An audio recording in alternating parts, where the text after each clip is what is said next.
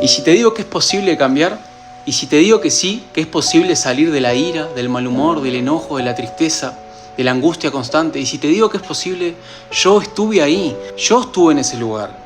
Yo estuve en ese lugar de ira, yo estuve en ese lugar de miedo, yo estuve en esa nube negra y te puedo decir que se puede salir de ahí.